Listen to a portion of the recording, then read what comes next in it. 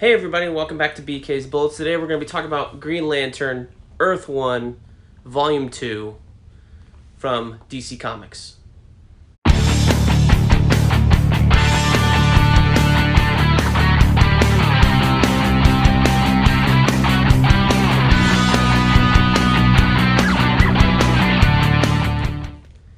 Hey everybody, welcome back to BK's Bullets. Today we're going to be doing a review of Green Lantern Earth 1 Volume 2 from DC Comics. This is written by the husband and wife team of Gabriel Hardman, also doing the heavy lifting with the art here, and his wife Karina Bechko, who is a apparently New York Times best-selling author, so she's not writing his coattails. He's probably writing hers because the story is so good. And colorist, I believe, Jordan Boyd, right there. It talks about the colors in the back. I didn't really look at the credits page, so I'm sorry about that. But I can tell you that just like with Volume 1, Volume 2 is just as good, if not better. So, what is Earth 1, Brent? What is Earth 1? Well, my friends, that is a darn good question. Earth 1 is a long-running series of original graphic novels from DC Comics. Long-running because the original one, Superman Earth 1, was published way back in 2010. And in 2010, this was a big deal. This was DC Comics doing a brand new line of graphic novels with A-list talent at the time, J. Michael Straczynski, Shane Davis. So this is like pre-New 52, I believe, right? JMS was kind of just off the Grounded run, and that was kind of a stinker, or he did it just after this. Shane Davis was still a really hot artist at the time, and they did not list the colors on the covers anymore. That's a little bummer. So this one came out in 2010, followed closely by Superman Earth 1 Volume 2. And I gotta say, having the Earth 1 in the title is not really a great title because you're talking about 1s and 2s and volumes in like quick succession. That one came out in 2012. So 2 years later, we had 2 graphic novels in 2 years. Now they were announcing Batman and other characters and Justice League, and there's a lot of different like rumors around what projects would be part of this as well. So 10 years on, it is still something that's a little bit confusing considering now we have the Black Label line, which although they're not original graphic novels because they're releasing them, in individual issues and stuff like that, we do have these other things that are still alive, sort of, for now. Is anything going to be alive after the DC bloodbath? I don't know. So let's talk about what's available here from Earth 1. I have all of them except 2. I do not have the Teen Titans ones, but let's just go through release order here. So you have JMS and Shane Davis on Volume 1 and Volume 2. These are pretty good. I enjoyed these.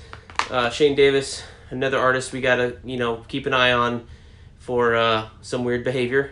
Just like EVS, he's, I guess, now a comic skater. Sounds disappointing considering I got these signed back in the day. It must have been like 2013 or whatever,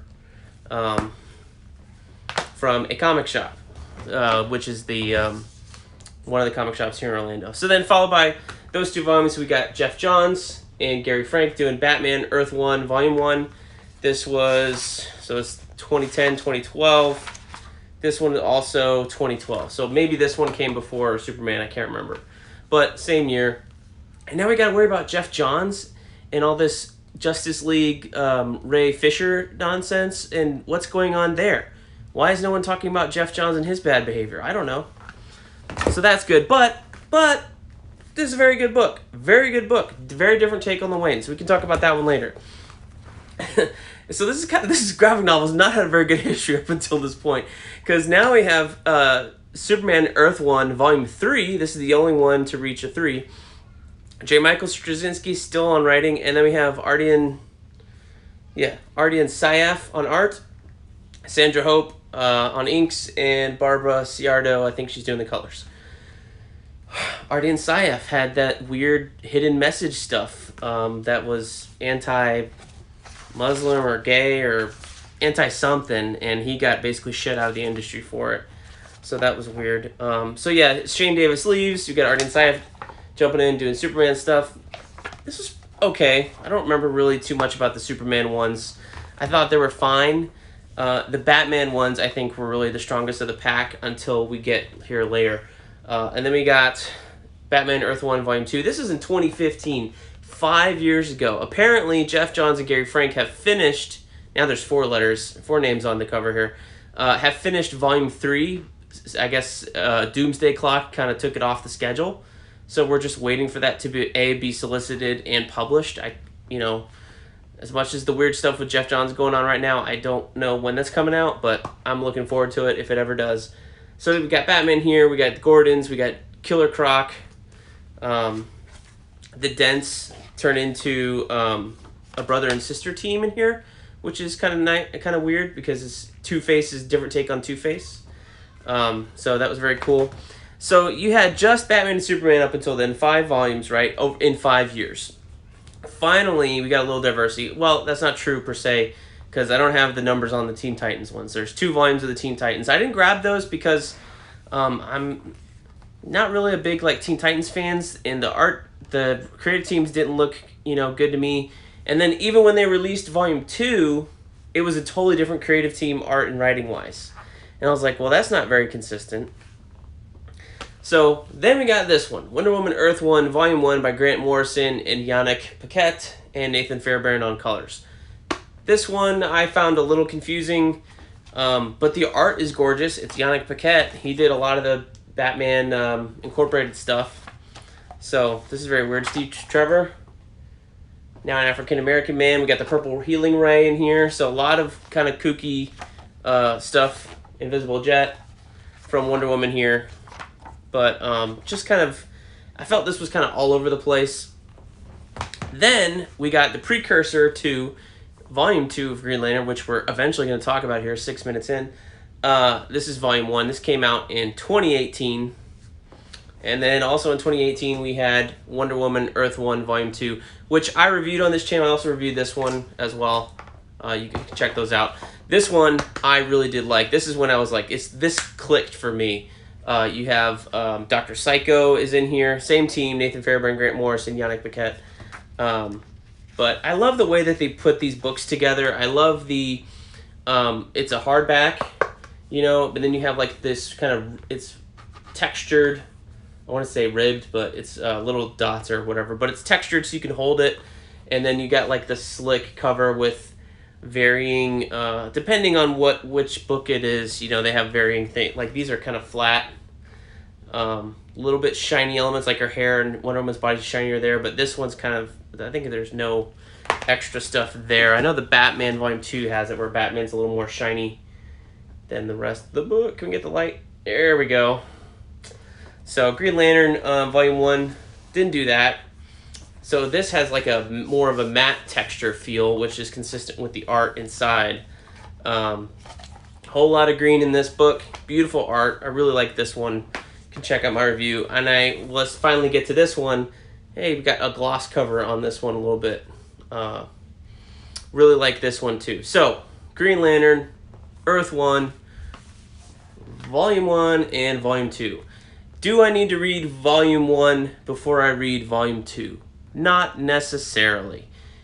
I reread Volume 1 before I read this one. This one came in the mail yesterday.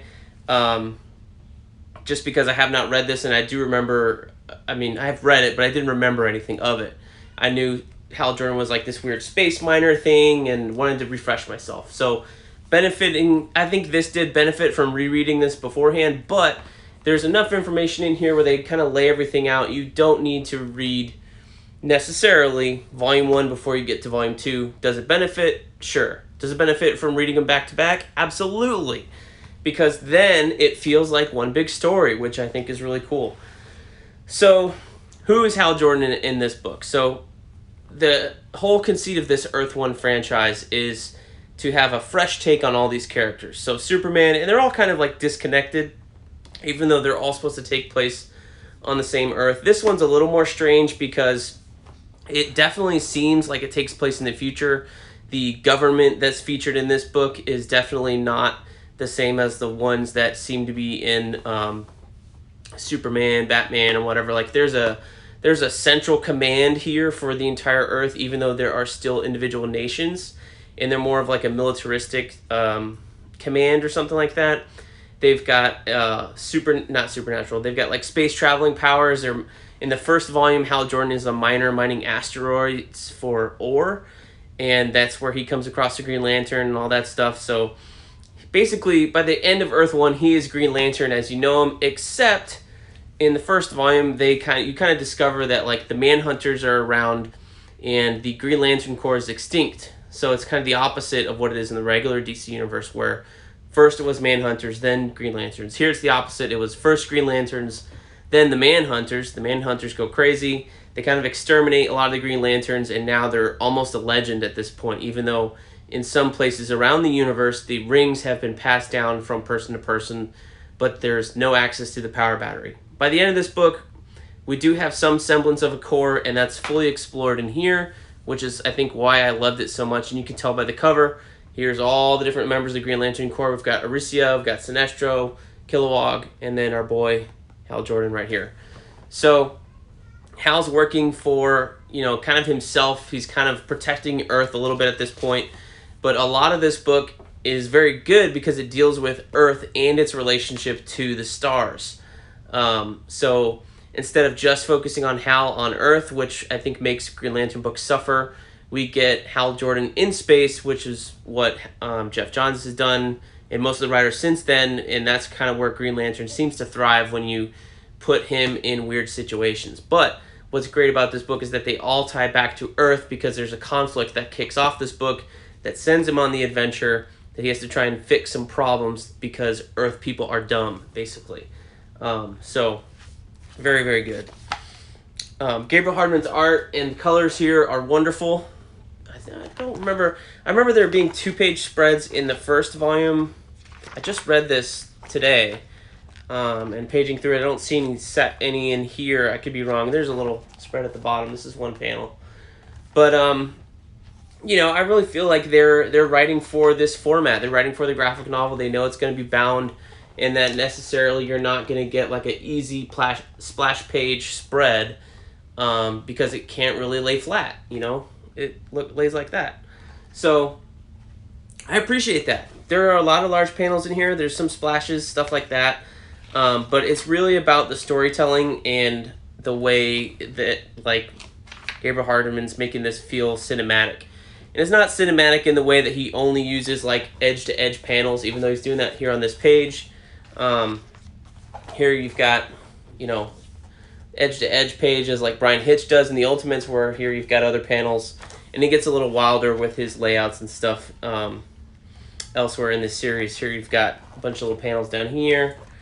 There's like an insert panel over here, which is very cool. There's Sinestro, Yellow Lantern. Oh, did I talk about Yellow Lanterns yet? No.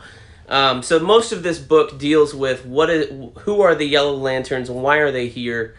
Because they kind of pop up after Hal gets kind of kicked out into space. And the who and what's and where's and why's all do tie back to what happened in this first book. So they are basically like they're a pair. They're meant to be read together, and they definitely benefit reading together because it feels like one cohesive story. I did like that. But like I said earlier, there is enough backstory in here to explain, who's behind the Yellow Lanterns and what happened in Volume 1 that this guy is trying to correct with the Yellow Lanterns. Sinestro, not really a Yellow Lantern. And I do like the fact here that we're doing something different, totally different with the Green Lanterns, not just with the timeline, but also with their reason for being. In the Yellow Lanterns, it's not an emotional spectrum or anything like that. So far in these books, it's just a different color and a different type of energy. And it basically does the same things. They don't really explore the idea of willpower versus fear in this book. And I appreciate that because it just taking everything back down to like the simpler days of, the 60s and 70s when Sinestro just had a yellow ring and Hal had a green ring and that was it and they didn't like each other. I don't know. So I appreciated that. All the characters felt good. I loved Kilowog. I loved Arisia. She's the leader of the Corps here. You have Jon Stewart who pops up here. Sinestro pops up for the first time. Tomare has a little bit of a thing. But there's a lot of side characters that have to do with Earth. You know, these astronauts are the people that work for Hal Jordan on the dark side of the moon, and they're trying to like stand up a moon base because they don't trust CENTCOM on Earth to do the right thing, and then, you know, they're proven right, basically. You have the Cordians popping up over here. They look very cool. They're not the short little tiny guys or whatever they were beforehand. You know, and I just like the fact, like, the different redesigns on stuff. Like, there's not a great big uniform for any of these corps. It's just like you wear a green shirt or whatever and you show up and you put the ring on, and that's what puts the symbol on you. It's the same thing with the Yellow Lanterns. They're all kind of wearing different outfits, just yellow colored, and that's it. Like, whatever you could find in space. They're not that organized. Nobody's gotten to like, oh, we need a uniform thing yet. I like the design of the power batteries. This is the yellow one. There's also the green one, and they both look the same, but they don't look like just a giant lantern the way that it does in the DCU. So Gabriel Hardman doing the artistic chores here, definitely putting a lot of thought into what his universe, or him and his wife's universe, is going to look like, and what he can do to make it feel familiar, while yet differentiating itself enough that it feels like its own thing, and less like, you know, a retelling or a knockoff or anything like that. So 2 thumbs way up for this book. Highly recommend it, just like I highly recommended Volume 1. Get them both. They're all available in comic shops, probably in bookstores soon. I got mine delivered from Amazon. It's been on pre-order since like October of last year. So I've been carefully watching, and with the pandemic, it was originally supposed to come out in August, and with the pandemic, I was like, is it going to come out? And it did. So I'm glad for me, and glad for Gabriel and Karina and Jordan that all their hard work is finally out. This is a great successor to Volume 1. So definitely check this out. All of these Earth 1 volumes, originally, I think they were like $20. Yes, so we started out at 20. This one is 25. This one was also 25. So I think they're worth your time. Definitely look at these, pick them up. The art is pretty good. I mean, he's got a very different style from every other artist. I mean, Yannick Paquette is like the cleanest artist you could ever see. Very sharp, very detailed, whereas Gabriel's style is very dirty, very gritty. And, you know, I wouldn't call it loose, but it's more in the line of people who like Ed Brubaker works with. Their names are escaping me right now, but it's got that more of like a Image Comics independent feel, where it's all about character and emotion and feeling, and instead of like the sharp crispness of the lines. There's more thought being put into the panel layouts and other things going on in the storytelling than necessarily how crisp the characters look. So I really like this style of art, though. It may not be for everybody, but not everybody likes every style of art. I think that's okay. I'm not saying that to talk down about the art. I really enjoyed it. I enjoyed it the first time I read it. But, you know, just here's what the art looks like, that kind of thing. So I don't think it takes away from the story one bit at all. I think they're pretty much married together, just like the husband and wife team here are. So fantastic. I mean, look at these explosions. Look at the colors. They look really good. Like, you can't call this bad art. You've seen worse stuff come out from Boom, certainly. Look at this page. Look at that. That's awesome. That's just pure awesome. So, Earth 1, Green Lantern, Volume 2, or Green Lantern, Earth 1, Volume 2. Gosh, I mean, I get the idea, but it's terrible to say when the volume number's on here. But it's great. Go pick it up, check it out, and like, comment, share, subscribe. Let me know what you thought down below. Do you have a favorite Earth 1 volume other than these two? If I had to pick one after these, it'd probably be the Batman ones. I gotta reread those. But so far, I think these two are the best Volume 1 and Volume 2s that have been out so far, out of the line. So, pick them up. Good job, guys. I wanted Volume 3. This is so good. The cliffhanger. Did I talk about the cliffhanger? Bye-bye.